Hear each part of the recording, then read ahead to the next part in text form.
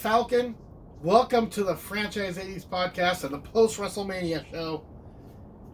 I wanted to talk to you about what we just witnessed. I want your thoughts. I only have one thought. Oh, okay, what is it? I hope you have more than one thought, but go ahead. Yeah, well, I do, but the root of my thought is it's interesting. I found it very interesting. So that. You did? You weren't disappointed? In some pieces, but I'm thinking about production. I'm not looking at results or talent yet. I'm just looking at the overall production. I thought it was well done. Yeah, I thought they did the best they could do with what they had. The Undertaker AJ Styles match was interesting. I think the John Cena Bray Wyatt match tomorrow night's going to be similar to that. Similar, yeah. I thought that was a pretty cool concept, having it. It was very. It was like watching a movie or a TV show because it was exactly. You had theme music going on during the match and a lot of dialogue and no commentary. It wasn't even like a wrestling match. It was like a scene from a movie in a graveyard. It was interesting. Now, let's talk about the results. I'm disappointed in the results. Well, of course, you did not want Becky Lynch to win. You wanted your favorite, Shayna Baszler, to win, right? Yes, I am I pronouncing it wrong? Right? Wait, did I say Baszler? Is it Shayna Baszler? Shayna Baszler, yeah. Baszler. Shayna Baszler. Yeah, Baszler. Okay. Well, that's how much attention I pay to some of the women's matches. Shayna Baszler. Shayna Baszler. Okay. Well, first off, from the beginning, my Kabuki Warrior girl flopped. Yep. I was very disappointed in that. Then, what was the second match? What was the second match? I forgot what the second match was. I'm already losing it. Oh my God. Baron Corbin. No, wasn't it Baron Yeah, Corbin? I think it was. It was Elias versus Corbin. Yeah, there I was making a sandwich. Oh yeah. I don't even know who won that match. Okay. No, I was making a sandwich. And then what was it? Zayn and Braun, was it? No. Well, no. The match after that, I think was Shayna Baszler versus the Mount. Yeah, Becky. Yeah, and then Becky ends up winning. Disappointing. I agree. I was really rooting for Shayna. Okay. Yeah. So I don't know where they're going to go, but Becky, she defeated everybody. Yeah. Who else is there? Besides Rousey, maybe? Finally getting that one-on-one Rousey rivalry. Yeah, but she did. She pinned Rousey at WrestleMania. Yeah, but they left it kind of half open because if you look at the match, Rousey kind of like rolled out of it a little bit, So a little bit. It kind of looked like a false pin, Sure. So it kind of looks like a little question mark there, like up in the air, maybe. Looking opening for them to revisit it, possibly, The tag team match, it wasn't a tag team match, it was a three-way match. Yeah, that was interesting. Did you see what's his name? I'm not too crazy about him, but after me, he fell right onto the ladder thing. I know. Who, Morrison? Yeah, Morrison, yeah. Yeah, he's a great athlete. I told you, he's a great athlete. Yeah, I know. He's like, my goodness, okay, well, that was impressive. Yeah. I would give him credit for that, Yeah, I give him credit all the time because he's a great athlete. He's one of the better wrestlers. Was he the one that got busted in the nose with the ladder? No, that was Johnny Mercury. It was the other guy, huh? Yeah. The other one, huh? Yeah. Eminem. Mm-hmm. But, and then, Sami Zayn and Daniel Bryan, those guys always deliver. Yeah. I thought it was a good match. I kind of wanted Bryan to win, but, Sami pulled it off.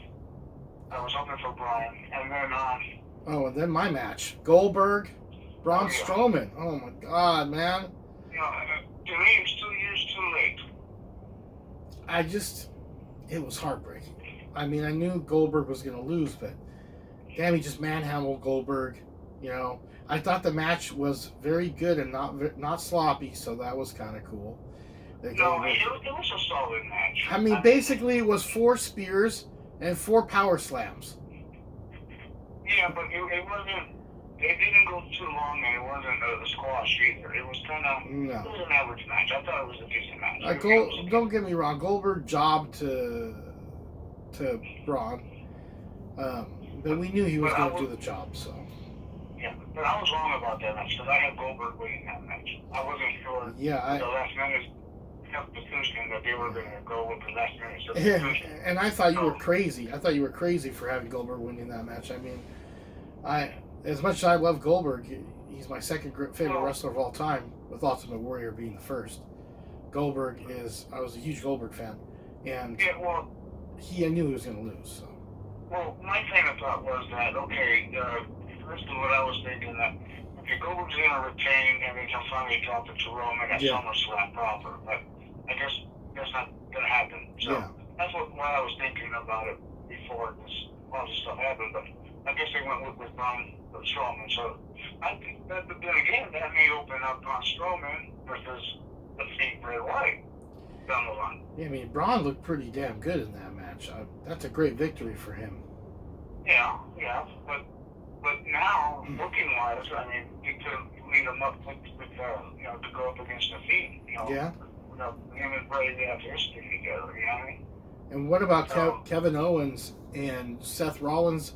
They delivered a pretty good match.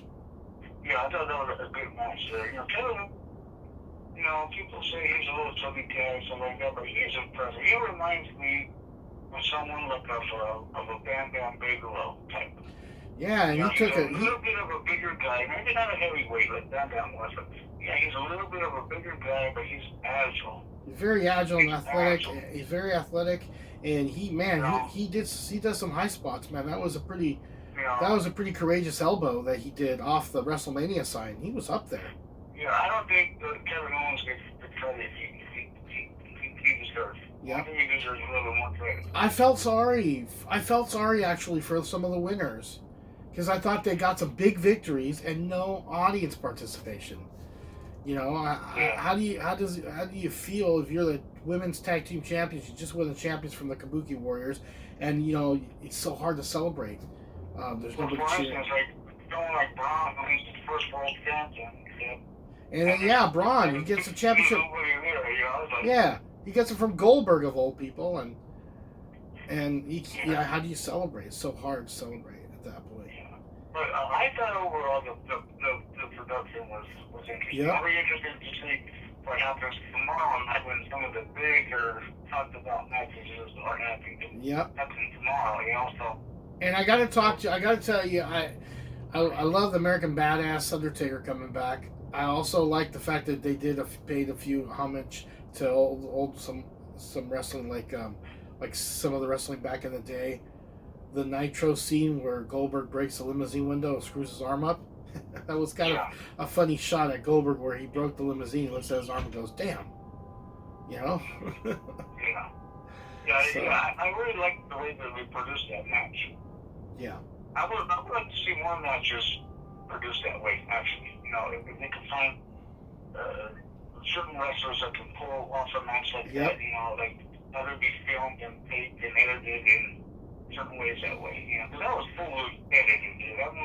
The first Undertaker looked like he couldn't breathe anymore, and then the next shot he was like fine again, Yeah, man, but that's what you can do when you're on an audience. That's what you can do. When you can cut. Made them just the segment good. That's what made it good, I think. Yeah, I think. You were able to switch it up that way. Yep. I gotta ask you. Tomorrow night, I want to talk a little bit about tomorrow night. I want to talk a little bit about the matches, and I want your predictions of who you think is going to come out on top on the second part of WrestleMania, which is kind of weird. Man. Tonight I was totally off, so... Well, that's okay. Well, what matches do we have left? Now, I know for sure we got Cena versus The Fiend, Bray Wyatt. And then I know we have Drew McIntyre and Brock Lesnar. And then we have Edge versus Randy Orton. And what else is there? Those three are the big matches. Charlotte and Rhea Ripley. Oh, Charlotte, Rhea Ripley, yeah. So there's 4 big matches. The Bailey fiasco. Yeah, that one's okay. So there's 5 matches. We had the tag team match. Which one? Street Profits and the two Mexican dudes. Oh, yeah. Okay. So that's 6. And then we got Aleister Black and Bobby Lashley. We do? That's going to be on tomorrow? And then we have that's 7.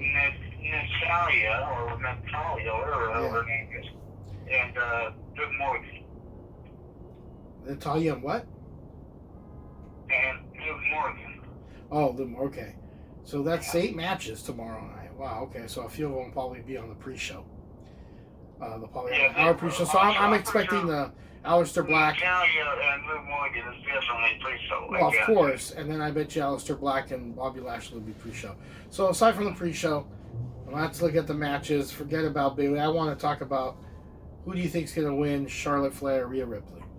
Who you got? Well, I would like to see Rhea Ripley win, but again, since I've been off, I'm going to go with Charlotte, but I'm taking Rhea Ripley on that one. Okay, got Rhea Ripley on that. Okay, how about now, what about Edge versus Randy Orton? Definitely Edge. I mean, that's a comeback kid, so yeah, I don't see him losing. Okay. And I'm going to give you my predictions. I believe Charlotte Flair is going to beat Rhea Ripley, and I believe Edge will beat Randy Orton. And then who's next? Okay, Drew McIntyre versus Brock Lesnar. I'm definitely rooting for Drew. I mean, I love Brock Lesnar. He's my favorite, actually. Yeah. But I think it's Drew's time. I think Drew McIntyre is probably going to end up winning. Although they don't have to pound her to a crowd. But I do think, that Drew's going to beat Brock Lesnar. I agree with you. Again, if that happens, he's going to be in the Braun Strowman boat. First world champion. Yeah. And there's no crowd. Yeah. So then what's next? Okay, so next we got John Cena versus The Fiend. Mm-hmm. That, I think, is going to be The Fiend. I'm taking The Fiend on that one. Me too. You got to give it to The Fiend, Now, I mean, I know it's Cena, but, Cena now, I think, has moved into the part-timer umbrella. Yep. He's done his time. He's done everything he's done. I think now it's time maybe for him to go down to The Fiend. Sure, yeah, I agree. So is that all the matches? Did we go through all of them? We got Cena, Fiend. Yeah, well, I think and then the Bayley fiasco. Bayley fiasco. It's a waste of time talking about Bayley. Well, who are they fighting? Yeah. Bayley. Oh, yeah, I don't know. Bayley's fighting 4 people. Yeah, I don't know. Just let her beat it. What the hell? Does it matter who's going to come out on top of that? It doesn't matter. I know who's going to lose. Whoever's watching. I think I'm going to make 2 sandwiches during that segment. Yeah, sorry. Boy, that's going to probably piss some people off, but who cares? That's all right. I don't care. You know what? I don't care either. That's, look, there's some things about wrestling that I love, and there's other things I don't. I think I texted you earlier. That was the most stupid WrestleMania opening I've ever seen in my life. Yeah, it was pretty bad. What was that? I didn't like it. Yeah. It looked something like a retard from the SpongeBob SquarePants animation studio made it. And they really pushed that pirate theme. I mean, come on, they're not in Tampa Bay. They're not in the home of the Buccaneers. They didn't have to continue with that, I don't know. I was already getting pissed halfway through that freaking opening. So I got to ask you another question before I wrap this up. Okay. Do you think there's going to be any surprises tomorrow night? I would love to see Christian come out and screw Edge over and help Randy Orton win. Oh, that's a great idea. I shouldn't even think of that. Wonderful.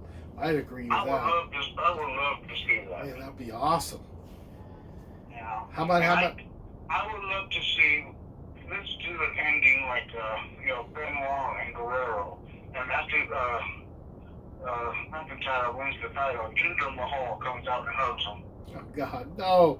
Why not? Jinder Mahal. Okay. The 3MB brothers are champions. That's wonderful. Oh man! Oh wow!